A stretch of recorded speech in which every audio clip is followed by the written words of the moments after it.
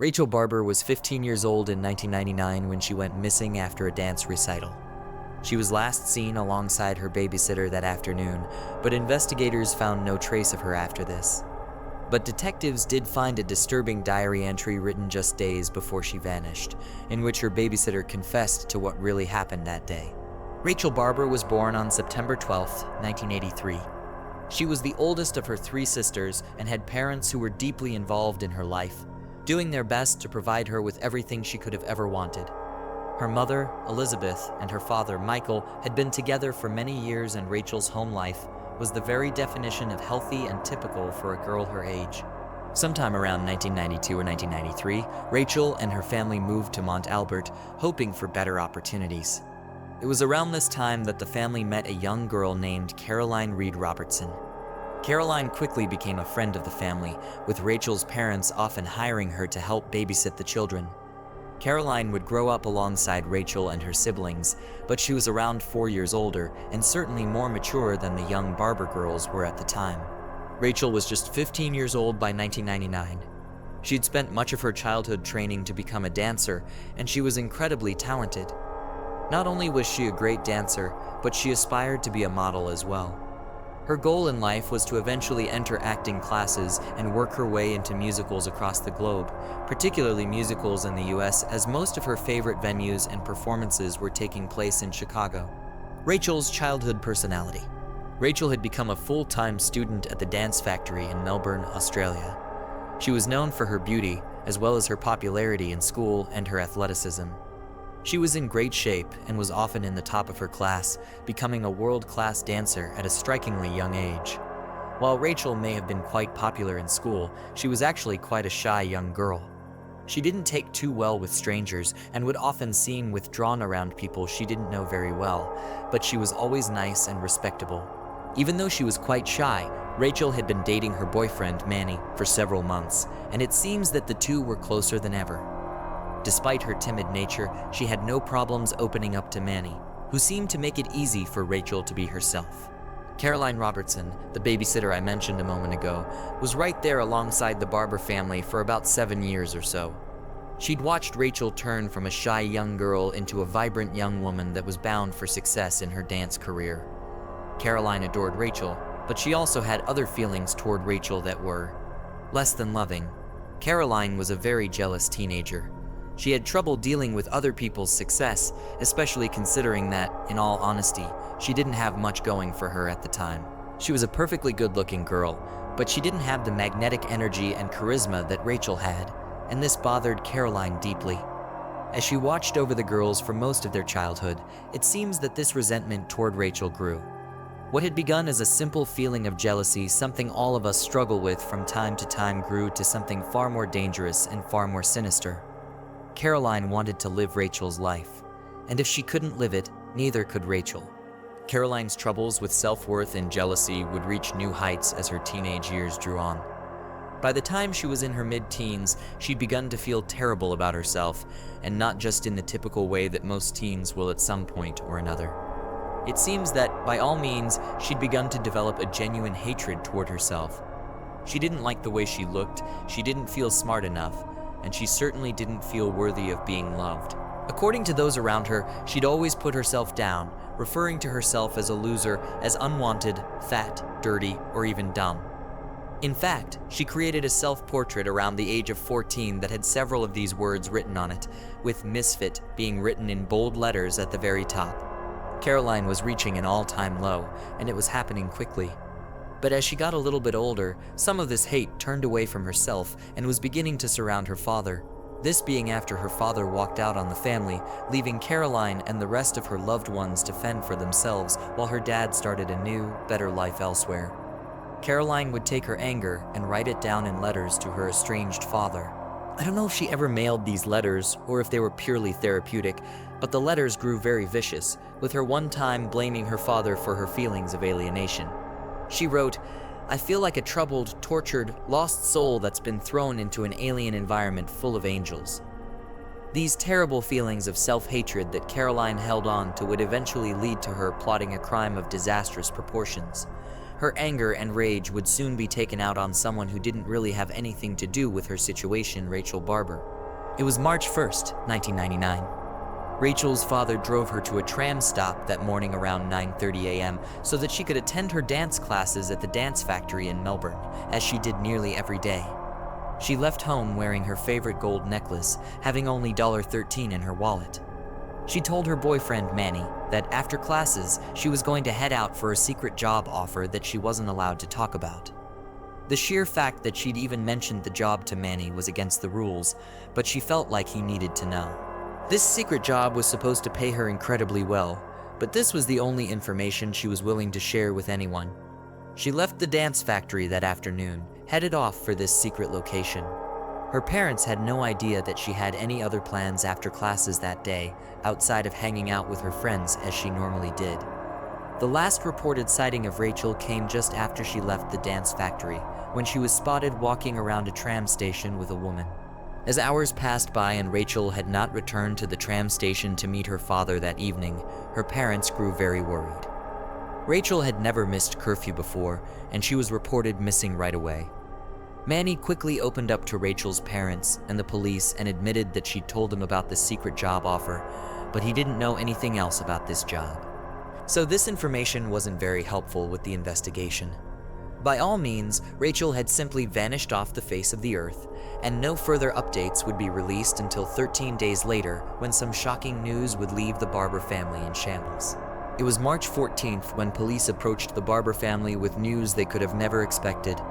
Keep in mind, at this point, the Barbers had no idea that police were investigating the case as a potential homicide, so you can imagine their surprise when officers knocked on the door of the Barber family home and revealed that they had arrested a suspect in connection with Rachel's disappearance.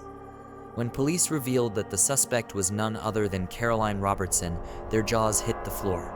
Caroline had been a close family friend for the better part of a decade, so how could she have been involved in Rachel's disappearance?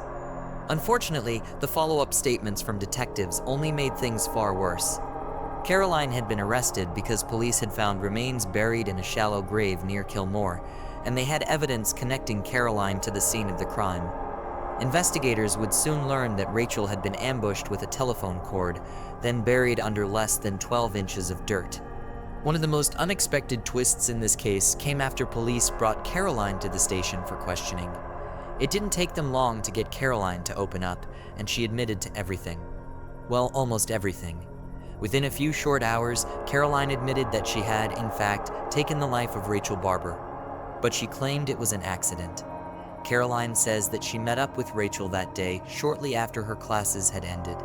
I'll admit, I don't fully understand the specifics of what Caroline was explaining here, but the best I can make out is that she explained to police that she'd convinced Rachel to come over to her apartment for some sort of psychological exercise, but it's not clear why Rachel thought this was a job offer or why she thought she'd be receiving any payment for this.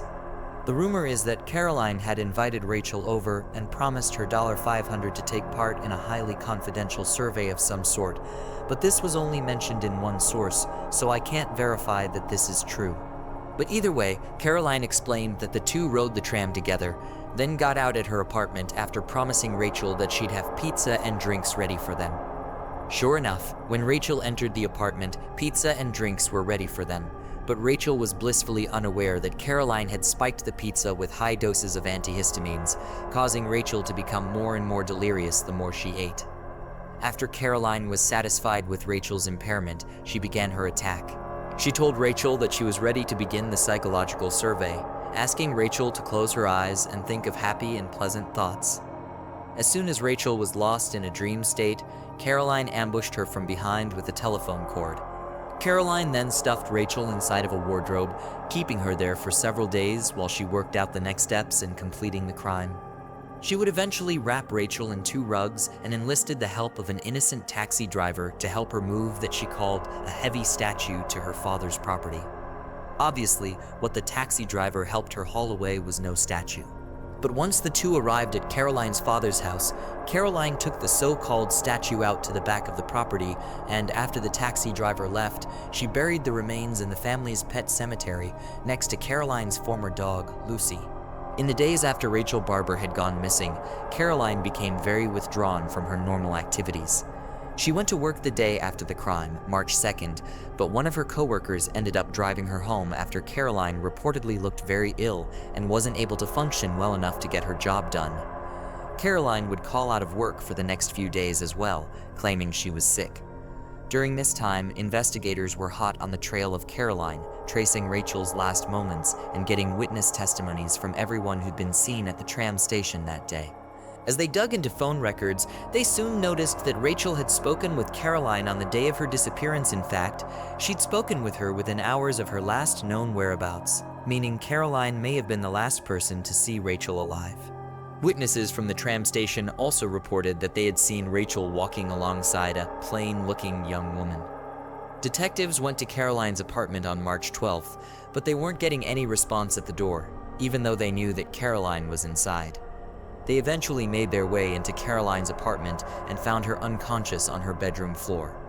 They soon learned she'd suffered an epileptic seizure, which had likely been caused by the severe stress she'd been under while trying to hide Rachel's body. While inside the apartment, they searched through Caroline's belongings and soon came across her diary. Now, if you've been watching true crime stories for the last few weeks, you'll know that this is the third case I've covered in less than a month where the criminal was found, because either they or the victim kept a detailed diary of events leading up to the crime. I don't know how so many of these cases ended up leading to the exact same situation, but that was exactly what happened here as well. When investigators took a closer look at Caroline's diary, they realized that she'd been deeply obsessed with Rachel, and certainly not in a playful way or with any sort of innocent infatuation. Caroline had kept detailed records of Rachel's recent life, and had even written down several possible ways that she planned on taking Rachel's life. She scribbled several options down, with one of the options claiming that she planned on incapacitating Rachel, then placing her into an army bag and dumping her out in the woods somewhere. These clues were a bit too suspicious for investigators, and they soon began investigating Caroline's recent movements, tracking down her connection with her father's property and the aforementioned taxi driver. Detectives were able to prove that Caroline had been spending days, maybe even weeks, plotting to take Rachel's life and, in essence, become Rachel. This was only amplified when detectives later found an application for a copy of Rachel's birth certificate in Caroline's apartment.